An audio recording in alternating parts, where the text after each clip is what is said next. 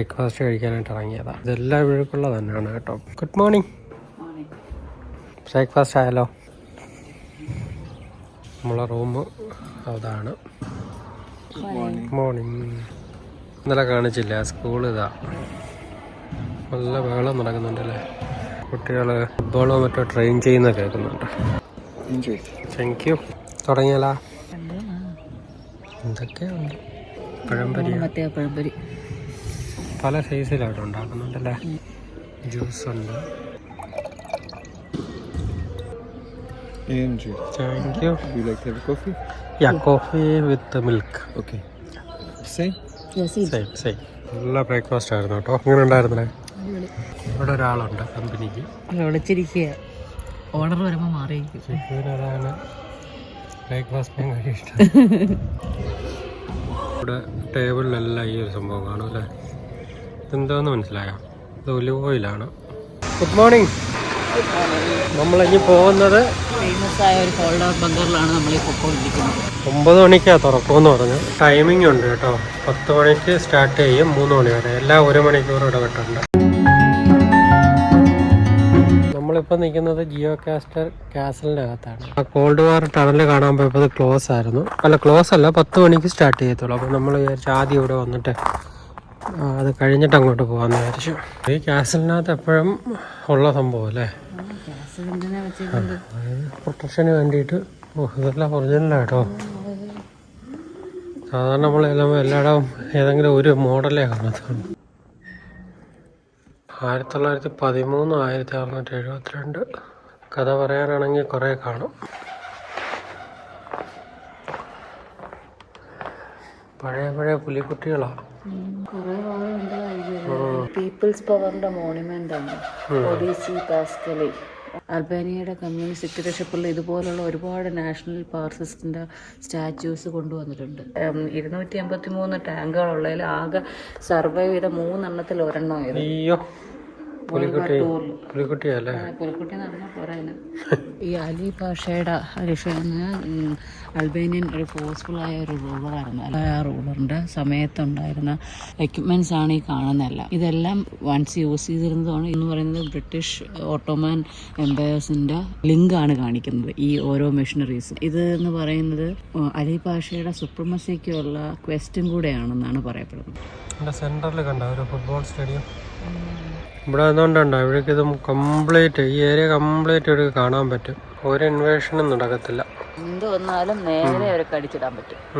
Fighter jet ഇല്ലെന്ന് പറഞ്ഞത് വെറുതെ അല്ല. ഇത് US എയർഫോഴ്സ് ആടെ. ഇതങ്ങനെ ഇവിടെ വന്ന് വായിച്ചു നോക്കിയാ. ഇത് US എയർഫോഴ്സിന്റെ പ്ലെയിൻ ആണ്. ഈ പ്ലെയിനിന് 2 സ്റ്റോറി ഉണ്ടെന്ന്. 2 സ്റ്റോറി 2 വേർഷൻ. ഇത് എങ്ങനെ നശിച്ചു എന്നുള്ള 2 വേർഷൻ ഉണ്ട്. US വേർഷൻ അനുസരിച്ചാണെങ്കിൽ US ബേസ് നിന്ന് ഇറ്റലിയിലോട്ട് പറന്നുകൊണ്ടിരിക്കുമ്പം ഫോഗ് കാരണവും പിന്നെ ഫ്യൂവൽ കുറഞ്ഞത് കാരണം എമർജൻസി ലാൻഡിങ് അൽബേനിയ ചെയ്ത് അങ്ങനെ നശിച്ചു എന്നാണ് പറയുന്നത്. അൽബേനിയൻ കമ്മ്യൂണിസ്റ്റ് റെജിം പറയുന്നതനുസരിച്ചാണെങ്കിൽ പീപ്പിൾസ് ആർമി ഈ US സ്പൈ പ്ലെയിനായിട്ട് ഇതിനെ കണ്ട് ഇതിനെ അടിച്ചിട്ടു എന്നാണ് അവർ പറയുന്നത്. എന്തായാലും നമുക്കറിയില്ല. പക്ഷേ ഈ പ്ലെയിനിന് 2 സ്റ്റോറി ഉണ്ട്. ഏതെങ്കിലും ഒന്നായിരിക്കും. ഇത് ഏത് ഇയറാടെ? 1970. പക്ഷെ വലിയ ഡാമേജ് ഒന്നും പറ്റിയിട്ടില്ല അല്ലേ? ഫ്രണ്ടിന്റെ പോർഷൻ പോയി. അത് ഗ്ലാസ് ആണ്. ബാക്കിലൊന്നും കണ്ട ഒന്നും പറ്റിയിട്ടില്ല. അതാണ്ട് ലാൻഡ് ചെയ്ത പോലെ ഉണ്ട്. ഒരാള് പറയുന്ന ഫ്യൂവല് തീർന്ന് തകർന്നു വന്നു, ഒരാള് പറയുന്ന സ്പൈസ് അടിച്ചിട്ടാണ്. ഒരുപാട് കാഴ്ചകളുണ്ട് കേട്ടോ ഇവിടെ. ഇത് ജയിലാണ് കേട്ടോ. അവസാനം അടച്ചിട്ടിരുന്ന പ്രശ്നം എന്ന് പറഞ്ഞൊരു ടീച്ചറാണ്. കോട്ടോ ഹോക്സി എന്ന് പറയുന്ന ഒരു ടീച്ചറിനെയാണ് ഇവർ പിടിച്ചിട്ടത്. കാരണം വേറെ ഒന്നുമല്ല, അയാൾ ഓട്ടോമൻ എംപയറിന് അഗൻസ്റ്റ് ആയിട്ട് മദർ ടങ്കിൽ കുട്ടികളെ പഠിപ്പിച്ചു. അതാണ് ചെയ്ത തെറ്റ്. അപ്പോൾ അതുകൊണ്ട് അയാളെ ഇതിനകത്ത് പിടിച്ചിട്ടൊന്ന് അവസാനം വരെയും അയാൾ ഇവിടെ തന്നെ കിടന്ന് മരിക്കുകയാണ് ചെയ്തത്. കാണുന്നൊക്കെ ഇരുട്ട്, നല്ല ഇരുട്ടുണ്ടകത്ത്. ഒന്ന് ആലോചിച്ച് ലൈഫ് മുഴുവൻ ആ ഇരുട്ടത്ത് കിടന്ന് മരിക്കുക എന്ന് പറയാം. 17ാം സെഞ്ചുറിയിൽ ഓട്ടോമൻ എംപയർ സമയത്താണ് അത്രയും ആളുകളും സ്ട്രീറ്റ് പോലെ ഇവിടെ ഫംഗ്ഷനൊക്കെ നടന്നുകൊണ്ടിരുന്നത്. പക്ഷെ അവരത് ഇപ്പോഴും സൂക്ഷിക്കുന്നുണ്ടല്ലേ. ഈ സ്റ്റേജിന് എന്തൊക്കെ കഥകൾ പറയാനുണ്ടല്ലേ. ഇപ്പോഴും ചിലപ്പോൾ പ്രോഗ്രാം കാണൂടെ, എന്തൊക്കെ കെട്ടിയിട്ടുണ്ടല്ലേ. അല്ല ചിലപ്പോൾ സ്പെഷ്യൽ ഡേയിലോ വല്ലോ കാണുമായിരിക്കും. ഇത് നമുക്ക് താഴെ തന്നെ കാണുകയും ചെയ്യാം. ഈ സ്റ്റേജ് ഉണ്ടല്ലോ, നമുക്ക് താഴെ നിൽക്കുമ്പോൾ ഈ സ്റ്റേജ് കാണാം. ഇത്രയും ഹൈറ്റിൽ സ്ഥിതി ചെയ്യുന്നത് കൊണ്ട് തന്നെ ഒരുപാട് ബേർഡ്സിന് ഒരു സ്റ്റേയും കൂടെയാണത്. റാവൻ, കോമൺ കാസ്ട്രൽ, യൂറോപ്യൻ ബീറ്റ്, ഈജിപ്ഷ്യൻ വൾച്ചർ, ഇങ്ങനെയുള്ള ഒരുപാട് ബേർഡ്സിൻ്റെ സ്ഥിരം താവളമായിരുന്നു ഈ പ്ലേസ്. അപ്പം അതിന് ഓരോ ബേർഡിനും അവനവൻ്റെതായ ടൈമിംഗ് ഉണ്ട്. ആ പർട്ടിക്കുലർ മന്തിൽ മാത്രമേ ഈ ബേർഡ്സിനെ ഇവിടെ കാണാൻ കിട്ടത്തുള്ളൂ. ഇപ്പം നമ്മളിപ്പോൾ നിൽക്കുന്നത് ഏത് മാസമാണ്? ഏപ്രിലാണ്. അപ്പോൾ ഈ സമയത്ത് പ്രത്യേകിച്ച് ഒന്നും ഇല്ല. ഓൾ റൗണ്ട് ഇയറിൽ റാവൻസിനെ മാത്രം കാണും. നമ്മൾ സ്റ്റേ ചെയ്യുന്ന ഹോട്ടലുണ്ടോ പള്ളിയുടെ അടുത്ത്?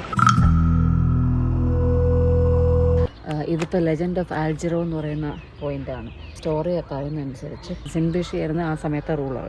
പുള്ളിക്കാരൻ്റെ സിസ്റ്ററാണ് പ്രിൻസസ് ആൽജിറോ. ഒട്ടോമൻ റൂളേഴ്സ് ഇത് ഈ കോട്ട പിടിച്ചടക്കിയപ്പം, അത് 15th സെഞ്ച്വറിയിൽ അവർ വിട്ടുകൊടുക്കാൻ തയ്യാറല്ലായിരുന്നു.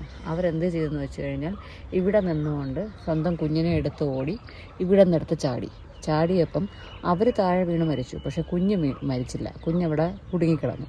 ആ വീണ സ്ഥലത്ത് നിന്ന് കുഞ്ഞിനെ ഫീഡ് ചെയ്യാൻ വേണ്ടി പാല് ഊർന്നു വന്നു എന്നാണ് പറയുന്നത്. സ്ട്രോങ് ലേഡി എന്ന് പറയാം. അതുകൊണ്ടല്ലേ അവർക്ക് വിട്ടുകൊടുക്കാൻ റെഡിയല്ല. ഈ ഓട്ടോമൻ എംപയർ വന്നത് വിട്ടുകൊടുക്കാൻ റെഡിയല്ല. അതുകൊണ്ട് ചെയ്തതാണ്. നമ്മൾ സാധാരണ ഓരോ നാട്ടിൽ ചെന്ന് കഴിഞ്ഞാൽ ഒരുപാട് ചേഞ്ചസ് അവരവരുടെ ആവശ്യങ്ങൾക്ക് വേണ്ടി നടത്തും. പക്ഷേ ഈ വാലിയിലോട്ടൊന്നും, ഈ ഡ്രിൻ വാലി എന്നതിന് പറയുന്നത്, ഇവിടെയുള്ള ആളുകൾ ഇവരുടെ ഈ ഡ്രിൻ വാലിക്ക് വേണ്ടി അങ്ങോട്ട് അഡാപ്റ്റ് ചെയ്യുക ചെയ്തതാണ്. എന്നുവെച്ചാൽ അവരായിട്ട് ചേഞ്ച് വരുത്തിയില്ല, ഡ്രിൻ വാലിക്ക് വേണ്ടി അവർ അഡ്ജസ്റ്റ് ആയി. നമ്മൾ നിൽക്കുന്നത് ഈസ്റ്റ് ഗേറ്റ് എന്നാണ് പറയുന്നത്. എൻട്രൻസിൽ ഏറ്റവും പ്രൊട്ടക്റ്റഡ് ആയ ഒരു ഏരിയയാണ്.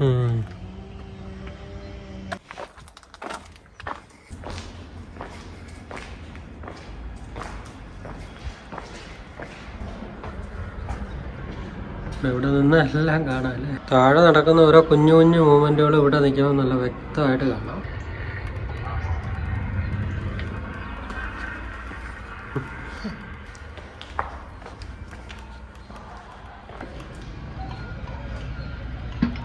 അപ്പം ഞാൻ ഈസ്റ്റ് ഗേറ്റ് ഇതാണ് കേട്ടോ.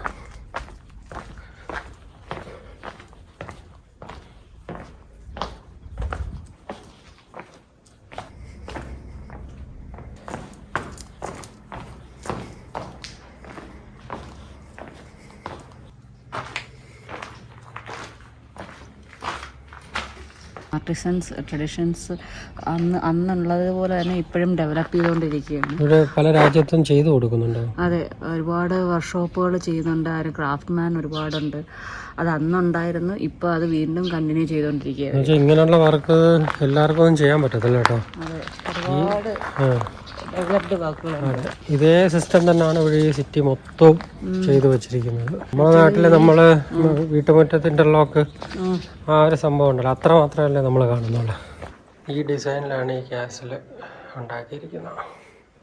നമ്മൾ നേരത്തെ ഈ പോയിന്റ്, ഇതാണ് ക്ലോക്ക് ടവർ അല്ലേ?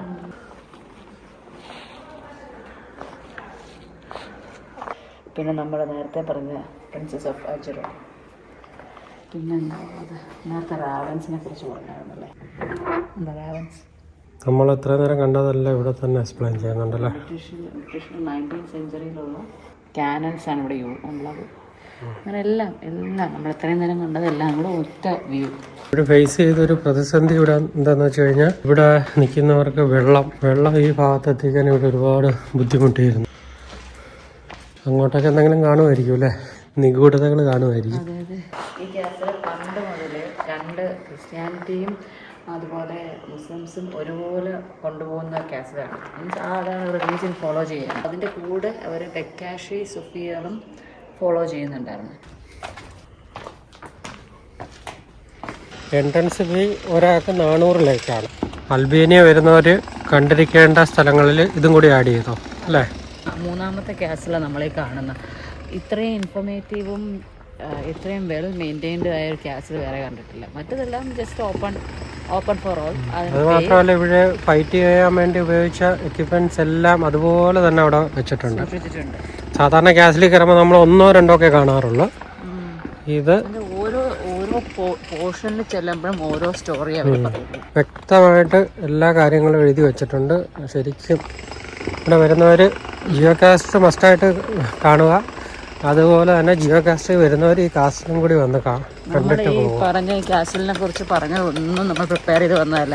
എല്ലാം അവിടെ തന്നെ ഉള്ള കാര്യങ്ങൾ പറഞ്ഞതാണ്. പിന്നെ ഒരു അപ്പൂപ്പ ഇവിടെ ഇരുന്ന് 10 മണി ചെയ്യുന്നുണ്ടോ. ഇഷ്ടം. അപ്പോൾ ഇത് ക്യാസിൽ തന്നെയാണ് നമ്മളാ കണ്ട ക്ലോക്ക് ടവർ അല്ലേ, അതാണ് പുള്ളിക്കാരൻ ഉണ്ടാക്കുന്നത്. ഇതെല്ലാം സ്റ്റിച്ച് ചെയ്തതാ കേട്ടോ, ഇവിടെ ഇരുന്ന് സ്റ്റിച്ച് ചെയ്ത് ഇതാണ്.